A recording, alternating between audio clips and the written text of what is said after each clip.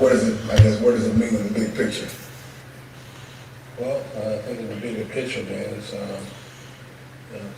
comes back to one being a mama's boy and trying to get mama's approval, uh, and also trying to be the hero to the gay and lesbian community in the R. Kelly. Oh, Smollett. Oh, okay. and become a rising star in the white liberal socialist progressive Democrats movement there. That was really part of the motivation for doing it. So I want to start with Smollett and then see how much time we have left, and then let you watch on. Yeah, I don't have a digital, but That's fine. I guess I got the this one. About 10 after.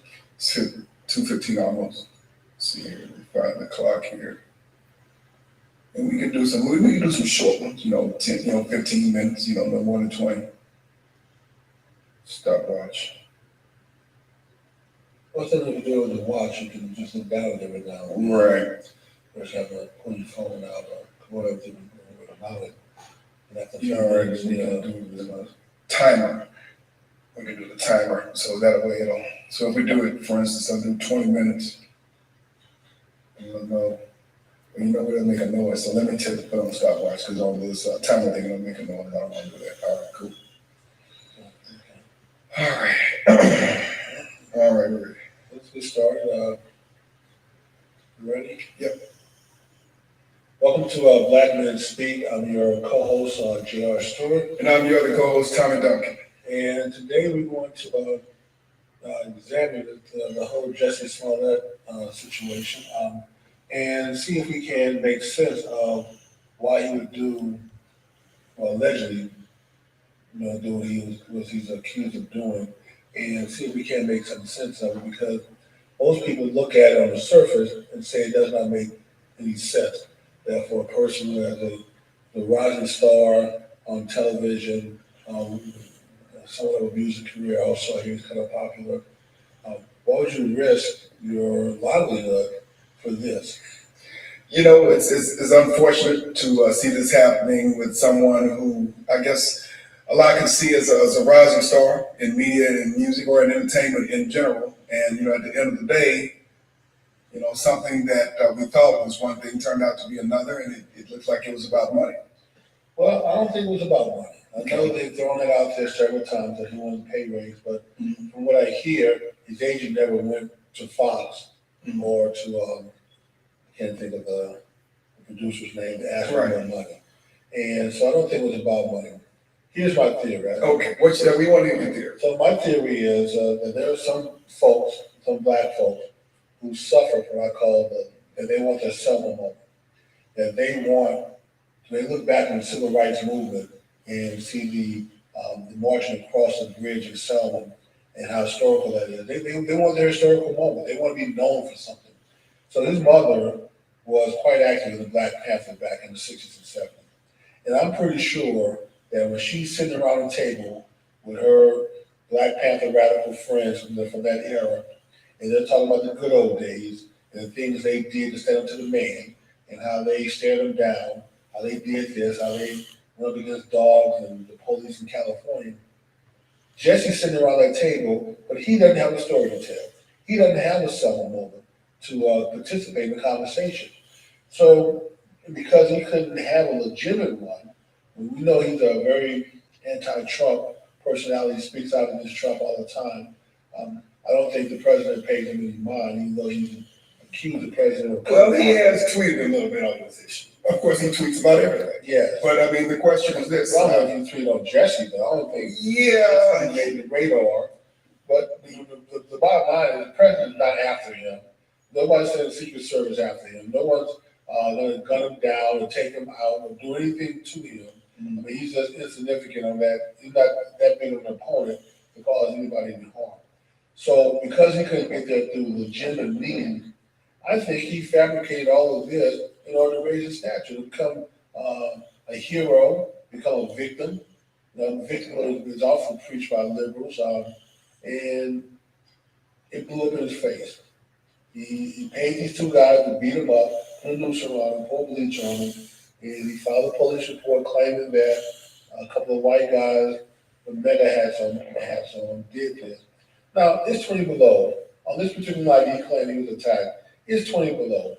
Who in the world in Chicago is walking around looking for somebody to beat up at 2 o'clock in the morning when it's 20 below? Um, Well, at the end of the day, whether details or whatever it is, I mean, I guess the question would be, what's the end game? And your suggestion is that it's stature towards what? I mean, ultimately, what are you suggesting? well, Is because the end game? one, this would elevate him in the gay and lesbian community.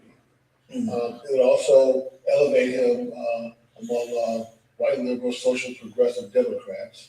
And then on top of that, it would give him a story to tell. The mama sitting around the table telling her stories about the good old days when she was in the Black Panther movement. That he would actually have something to contribute now. Hey, I was attacked by these two Trump supporters and they tried to beat me up, but I was fighting back. I didn't go down, I just didn't take the beating. I was fighting back. But the whole story of it just didn't make any sense because the police get there and you still on the scene with the rope around your neck. Who in their right mind? Most people just take the rope off, throw it to the side and say, "Hey, that's the rope they try to put around my neck." You would just be sitting there with the rope around your neck and conceal it. Well, you have a good point. I mean, I can't really speak to all of the specific gory details of this incident. I think it's an unfortunate incident in terms of him wanting to raise his stature publicly, socially in the LGBTQ community. Possibly don't know that this is the best way to do it, even if obviously he did get a lot of attention when people thought it was someone else who Huge amount of attention. exactly. And so, again, at the end of the day, You can't buy a but person. look at this way. He already had a pretty big platform, being on one of the most popular shows in television. And so he does have a lot of But he exposure. couldn't voice his political views on that platform. They added a little concert, sure, he can say what he wants on his Twitter feeds, in social circles. And of course, he can speak up, and he has a little bit of a voice. But he didn't have it like Kaepernick on Sunday, taking a knee. That's a pretty big stage because they filmed you taking the knee. On Empire, he couldn't do anything there. He didn't control that set. We could use that as a way to protest against the president.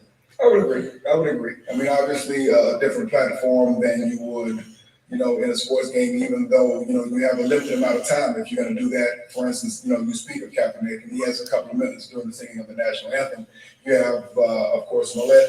He has a completely different platform, but again, he has other avenues of doing this. I mean, there are a lot of folks who have millions and millions of people on their social media feed, whether that's Twitter, Instagram, Snapchat, or whatever it is. And so there are a lot more vectors that you can use to get your message out there and to increase your level of exposure than, of course, a Dr. King or a Jesse Jackson at that point in time, or a Malcolm X, or anybody of historical significance. I mean, at this point, anybody can be a journalist. Sure. At this point, and I guess unfortunately, for Smollett, he used the wrong methods. He's lost a great deal of credibility. And unfortunately for some folks, once you lose that credibility, it's almost impossible to get it back. I really hate that for him. I hate that for his fans. I hate that, of course, especially for his family, because it doesn't just impact him personally.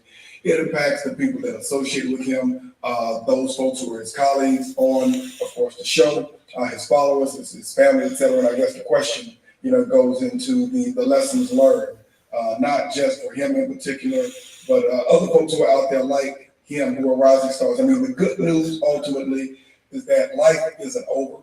Obviously, we're at the very beginning of what's going to come out in the trial and what's going to happen to him personally. But there's a lot to be learned here. And the question is, for young folks out there, what do you take away from this? So two things I want you to start thinking about, chewing on while I respond. One, 24 detectives worked on this case, 24. And then the second thing is that there are legitimate issues in Chicago that need attention that he took the wind from. He stole the oxygen from legitimate stories that need attention to cover him. So one, for instance, if you're a homicide detective in Chicago, I have no earthly idea how they keep up the caseload. the fact that they have a 7% conviction rate pretty much illuminates how severe the problem is. They just can't keep up with the cases and prosecute. Find the people, bring them to trial, bring them to justice, and prosecute them. When you have every day 4 or 5 new cases hitting your desk that you have to go and investigate, you can't possibly keep up with that many investigations. And you go on vacation for a week and come back, and you got 30 more cases that are in your case. So obviously the homicide detectives are just overwhelmed there. And to have 24 dedicated to just investigating his false claim, his resources being taken away from legitimate cases that need to be investigated.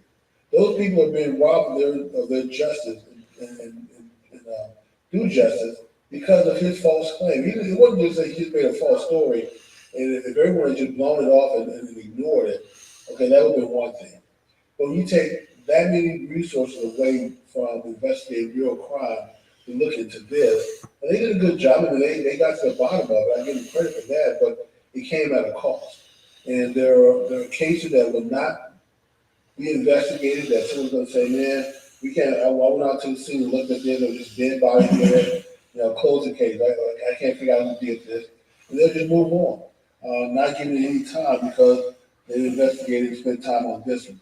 The second thing is Chicago. I mean, every weekend there's 20 or 30 people being killed. 2 or 3 a day during the week, and then on the weekend they just go for double digits. There's a serious problem in that city. I wish he would have taken the time to use his star and his fame to bring attention to the serious problem in Chicago, as opposed to trying to create a fake story to elevate himself.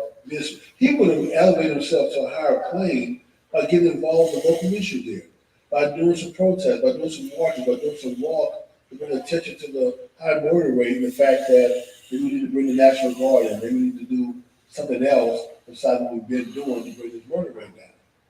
I mean, I can't disagree with you on those two, very poignant areas. I mean, I think, first and foremost, obviously, the time and attention was put on this particular case because of the national visibility and the PR that they had to manage for this particular story. And so, those who were, in power had to do what they had to do in order to contain the PR image for the entire city, of Chicago. And so, I mean, when you look at a narrative of a city that's going to attack someone of a specific demographic, someone who's a high-profile person, then unfortunately, they were put in a position where they were maybe forced to allocate a lot of resource, a lot of money, a lot of time and attention. I don't want to say unnecessarily because they had to get to the bottom of it, but ultimately they had to get an answer to it, and the news is the news. Now, on the other end, I would agree with you 100%. Chicago has some major problems culturally with crime. Every day you probably read something in the news as far as Chicago. The violence, when you look at the job situation, when you look at the state of education, in particular relevant to us, when you look at the Black community and the state of the Black community in Chicago. Chicago has a very unique brand of politics that is unparalleled in the nation, probably only close to maybe some places in Louisiana, one of your old stomping grounds. And so there are a lot of major problems there. But at the end of the day, what gets attention are those things that people in power feel should get attention. But it's not the entire city. Right, of course. Because there are plenty of white people who live in Chicago who say, this is a great city. Well, it is for some people. I mean, if you have money and prestige, it doesn't matter where you go. If you have money and prestige, you can be in the worst city in the world, but if you have money, you can buy comfort. I mean, wherever the upper echelon areas of Chicago are, I've never seen them on TV complaining about, we had 20 or 30, 50 shootings and 30 people killed over the weekend. That never seems to happen. Well, that comes along with money and privilege. Money and privilege. I guess the police protection. Well, of course, that comes along with money and privilege. Money and privilege will buy you police protection because you don't find this happening in other communities as it happens in ours. So, yeah, that is a situation that is a complicated. So I saw a mother who, while all this was going on, whose son was killed walking to school. I mean, of course, it was a drive-by shooting. This has been a year or so ago now? No, this is just recently. Oh, recent. Well, there's been a ton of them. Unfortunately. Yeah. So there are probably a ton of mothers who say they have the same story. But so she was asking when the court came out that they had devoted so much attention and resources to investigate Jesse's claim. She's like, well, where's the justice for my son? You know, my son was killed walking to school. Right. Unfortunately, where the 24 detectives was they gave my son trying to find anybody. You're right, but at the end of the day, you know, it's not a national story when her son gets killed because unfortunately there are so many children who are losing their lives in Chicago every week. And you know, if this was, Jimmy, think about this. If this was someplace maybe in Connecticut or New Hampshire, this would have been a big story. Big story. It's off the National Guard. But because it's in Chicago, it's not a big story. That's a problem. Yeah, it was Connecticut, New Hampshire, Maine, you know, some states where you know very predominantly white and somewhat affluent. No, this would have gotten settled. This would have dealt with in a different way.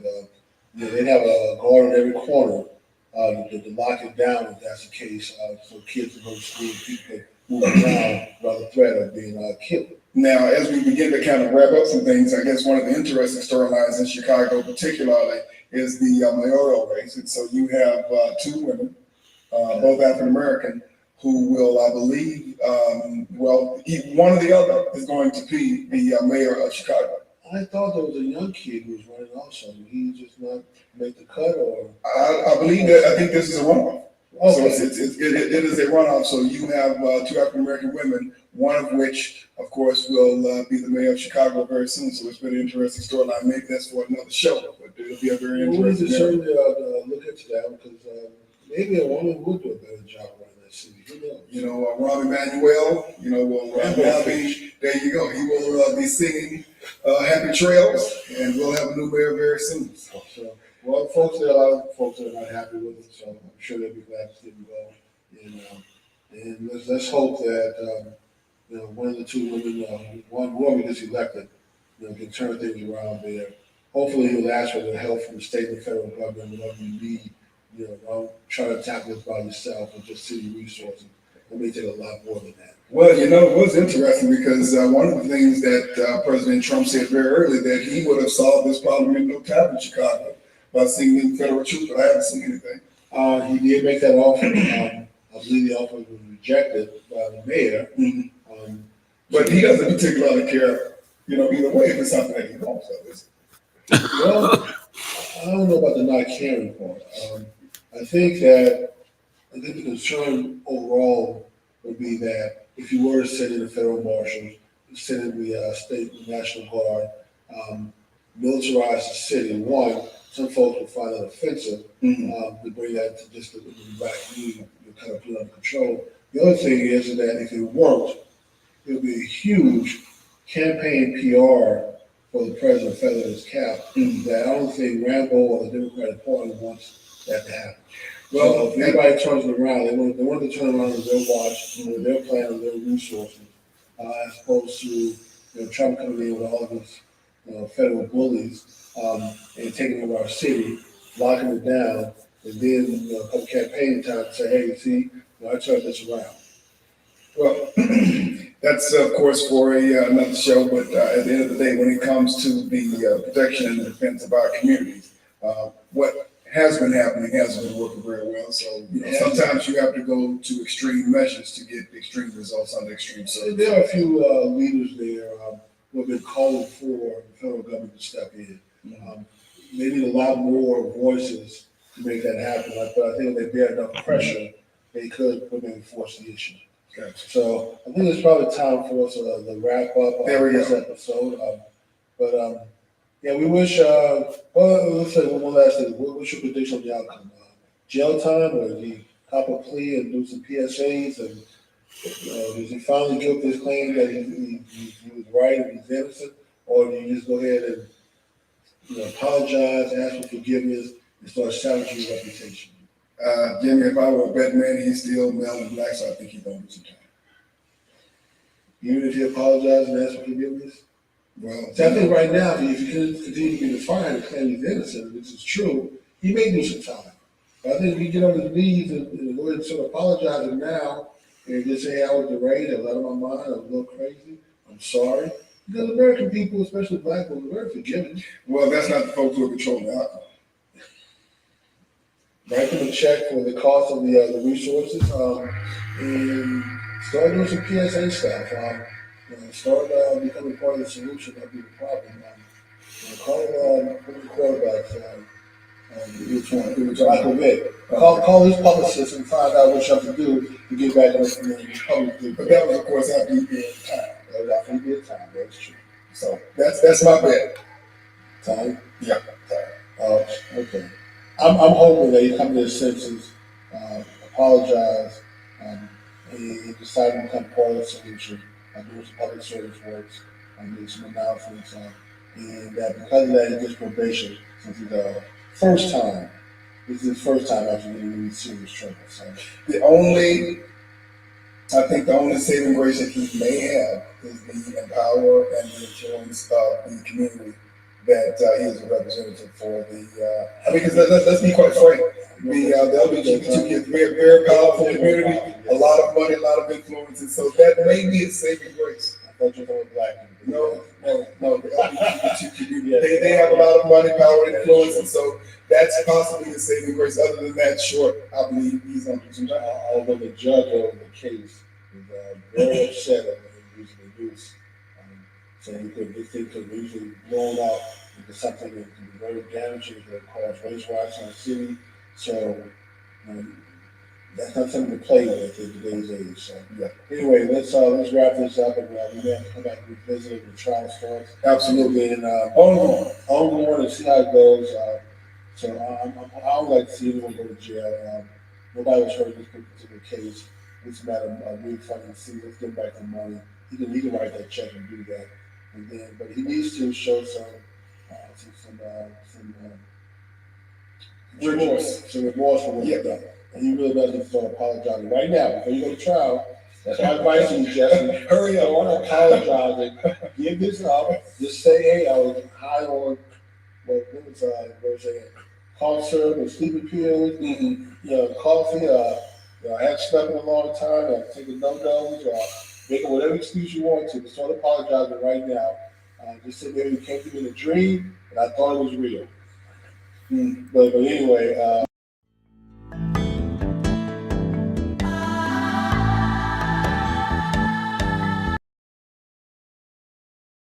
Subscriber, hit the subscribe button. If you come one, please, that will help us out.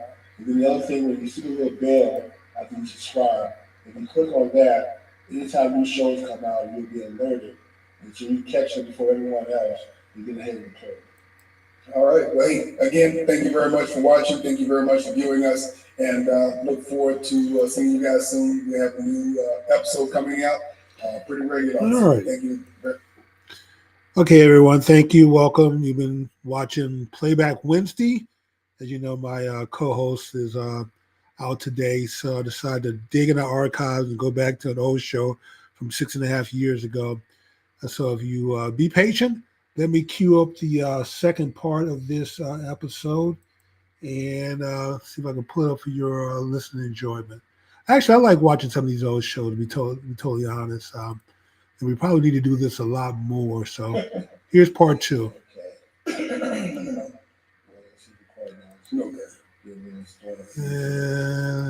There we go. Okay, welcome to Black Men Speak. I'm your co-host, J.R. Stewart. And your co-host, Tommy Duncan. And today we're going to continue our discussion on Black Men in Trouble. So we did small that last episode, and this episode we're going to go to R. Kelly. Yeah, well, very talented man. Great. When it comes to lyrics and producing and composing. But I hear that he has trouble reading, or he can't read.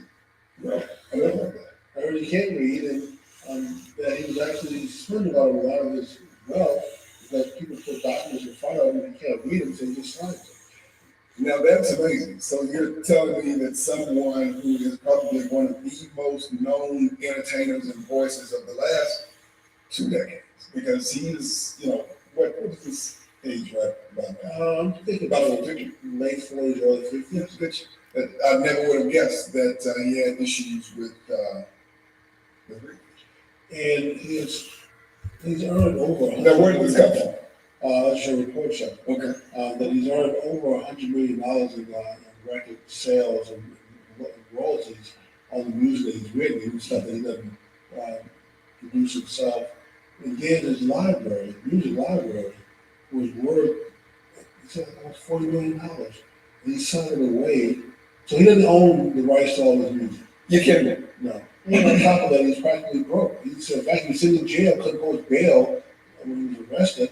He said he had no money. And when he got somebody posted bail for him, got him out of jail, he was rearrested for back child support. Yeah, I heard about that. It was $150,000. $150,000, and he can't even get out of jail because he doesn't have that.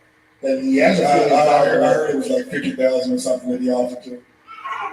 Well, I heard a report that he had about 28,000 in the bank, but the lawyers have locked that up because Froze his assets. they want to get paid. So they need that money kind of help cover his defense on. So I guess they offered $50,000 to the state to help. Here's something on that, and once it's over, we look at. Once his trial is over, he's gonna be dead broke. And even if he beats this again, like he told Gail in the interview, who's gonna want to buy his music after this? This is twice now. Now the first time, people kind of forgiving. You should have started walking a straight narrow path at that point. But somehow he did. But this has unfortunately been a situation that for years, decades, literally, I mean, even beginning, years ago when he was married to the underage. Like 15 girls killed in the Caribbean. Yes. I can't remember her name, but I can picture it. I just don't keep up with celebrities today. But I mean, this has been going on for decades where, of course, he's allegedly had sexual relations with underage young ladies and, filmed them. He has a fetish for filming them. And unfortunately, I don't want to say it's been kept under wraps because I believe a lot of people, especially in his market, all the people around him, they knew what was going on. Exactly. But unfortunately, because of his fame, because of the money he was making for, the music companies, that they just kind of kept it on a hush, and he continued to make tons of money for himself and for other people. But now that we're on the other side of this, he's broke. I saw one interview where one of the girls, If that is in fact the case, if he actually is broke. I think he is broke. I think all the people around him just stole all the money, siphoned it off. One of the girls that he had fooled with, he was honest enough to tell her story. She said that her parents were bringing her around him, allowing her to spend weekends at his house when she was 14 and 15. The parents. And that they knew what was going on, and they were getting paid, by his organization. And where did he work, by the way? I think the children. So, but the parents allowed their daughter to be a lot of these girls who he was involved with at an early age, their parents were getting paid by his handlers. They knew what was going on. No sane person gonna bring their child, teenage daughter, to a grown man's house. Aaliyah, that was her name. Aaliyah. Yeah. There you go. And to spend the weekend, spend time with him. I don't care if he can help advance your career, help you get into the music industry. I mean, there's one thing to say, coach him for a couple of hours or visit while I'm there with you.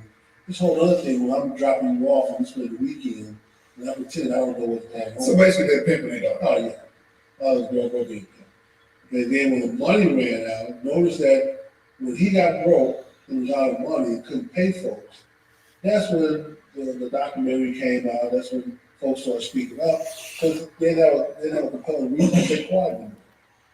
Now they want to sell a story. So I think, not only should he be on trial, some of his parents Out of trial. I mean, there's child abuse, child neglect, abandonment. I mean, for you to be knowingly putting your child in harm's way for money, absolutely. Now the interview that he gave with Gail, I thought was interesting. She was asking him, are you guilty? Did you do these things? And his answer was, I beat this case once before. Not I'm innocent, that these charges come from I don't know where, and I don't know why they're charging with this. I've never been involved with young girls who, I think he said something to the fact that one, they were legal, and two, I've beat this once before. That doesn't say that you're innocent. That just means you had a good legal team. I don't know. He didn't have Johnny Cochran, but he had a Johnny Cochran light legal team that could go into court and get a black man off and clearly guilty. So I think they had video evidence back then. Yeah, when they charged. and I think they've seen. I mean, some of these videos are pretty gruesome.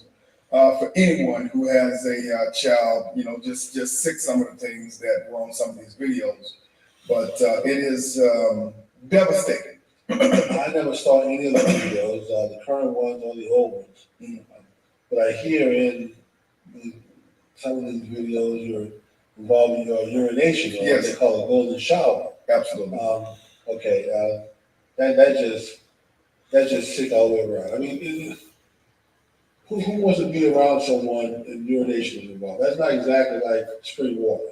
But I think the unfortunate thing about this, Jimmy, even with all of this stuff going on, I think that people who were close to him, his handlers, the music company, some of his fans, I mean, you, in a lot of cases, turn the other way or look sideways, when a person has a lot of fame, a lot of money. I guess I would say the cult of fame and fortune. And, these children who have been abused, these children who have been neglected, for decades upon decades, who are going to have to suffer emotionally for the rest of their lives as a result, of this. I think that's the big story. I understand it is about R. Kelly because he's famous, and unfortunately, you try to protect the name and the reputation of these young ladies, and of course the families that are assaulted, so you don't want them being exposed. But at the same time, the big story is this is maybe because R. Kelly being who he is, big story and big news, but you have this happening every day, doesn't in the paper. We never find out about it. And I guess in a strange way, the good thing is that it's getting more exposure when you look at neglect and you look at abuse of children. One thing, it's just that it's very unfortunate that it isn't news because it's our children who are trying this. That is true. Yeah, that is true. And like I said, the sad thing for me is that a lot of these parents were involved in this and knew what was going on, and didn't do anything to stop it because the money was flowing. So I saw another interview. It was two of the girls who were in the documentary. They had a lawyer with them. Now this is funny and not funny at the same time. The lawyer held to a picture what he claimed was the two girls with R. Kelly. But it wasn't R. Kelly that they were hugged up with. It was LL Cool J. Okay. So back in the day. So he may not have been the only one. I mean, these girls may have been part of some groupie crowd. So he may have introduced them to other people that he knew who were celebrities in the industry. So he may have been the only one that they've been involved with.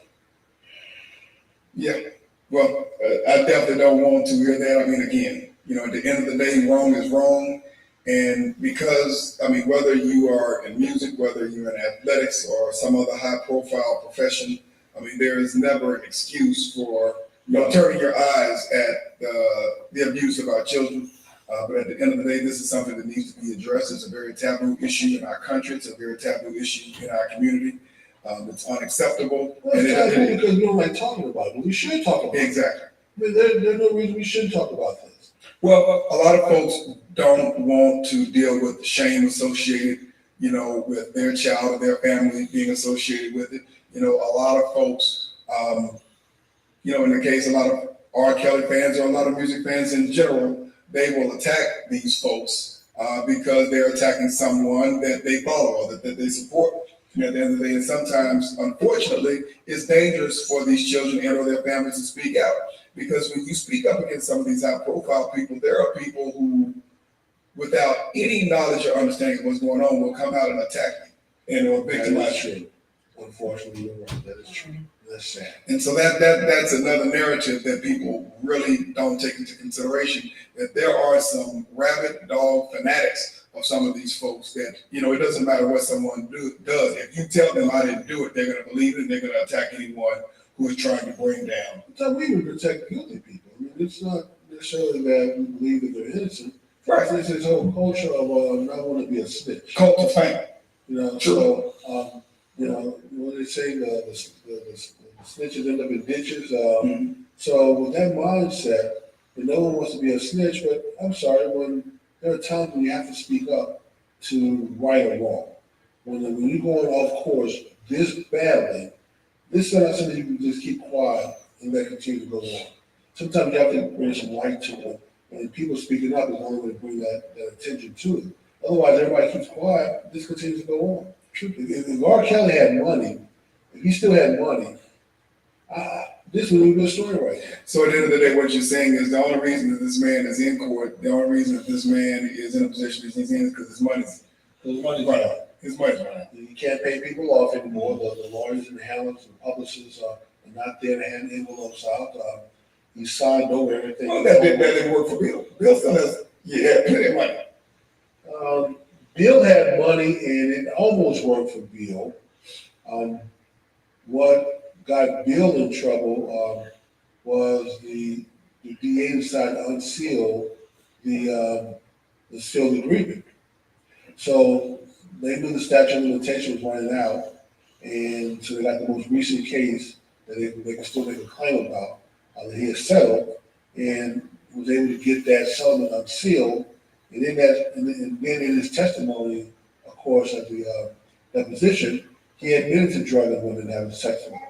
So that really ultimately what brought Bill down. Otherwise, he had paid the woman off. She was being quiet. She didn't really speak up until the DA decided to make a case out of it and compel her to testify. Otherwise, Bill would still be doping women and drugging and sleeping with them. Well, I doubt it, not at this age. This stuff is not at this age. He's what, 90, 80? Yes. Yeah, so. But he was doing well in jail. Is anybody doing well in jail? Come on, man. In jail? He says he's in prison. I'm sorry. He says he's doing well. He got involved in some teaching and mentoring. That he's going to do his time. He's not going to cause any problems.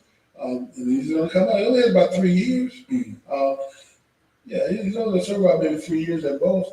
It's already been about a year. I don't think he has more than maybe a year and a half, 2 years left.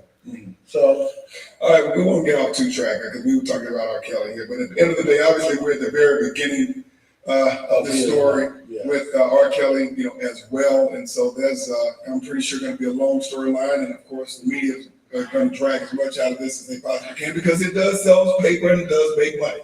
So I'm sure this will be dragged out for quite a while. So there's still a lot left to go. Here's the big question. Are you going to contribute to the GoFundMe page to help them do the defense? No. Sorry. I thought you were a fan. You're not a fan? No, I've never been a big fan of R. No, never. I've never been a fan of R. Kelly. Never. I know you're like Fly. Mm-hmm. Look, I've never been an R. Kelly fan. Even besides all of this. You know what? The man sold $100 million, and that was his role. That was his cut of it. So nobody's gonna claim to be a fan now. No, I never was a fan. I mean, first I've never been a fan of Liberal Rights. I understand that the Rocky now. But now, I'm gonna ask some people. And everybody's gonna tell me the same thing. I've never been a big fan of R. Kelly, but he made a lot of money. I've never bought any of his music. Never. I've never bought any of his music. Downloaded MP3s. No, you can tell us that. I'm serious. We're all family here. You can look at my phone. I've never downloaded, even back in the day when it was just albums. I never bought any of his music. I just never was a big R. Kelly fan. I have one. I mean, I respect his brilliance, his musical brilliance, but I've never been a big fan. I have one. Believe I Can Fly. I did download that.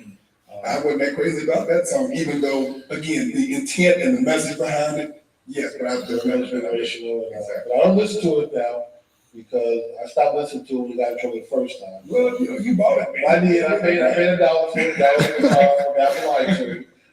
So, I'm pretty sure he got maybe 6 cents off that sale. So, but once again, I hate to see anyone go to jail, but I do think this may be something that would help him. All these never been convicted of anything before, so he may be a first time offender also, maybe he is convicted.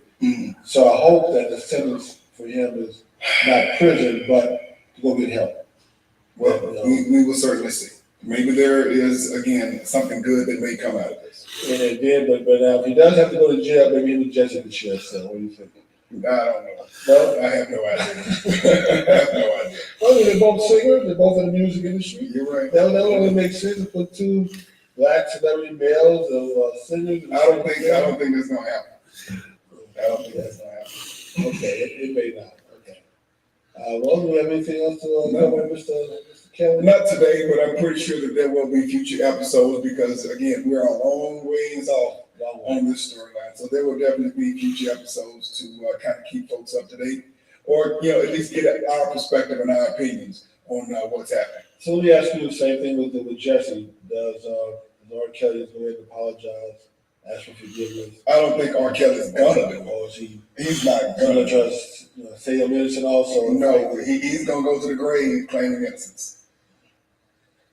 Now he is one of those people that I do not see him turning ship on his plate.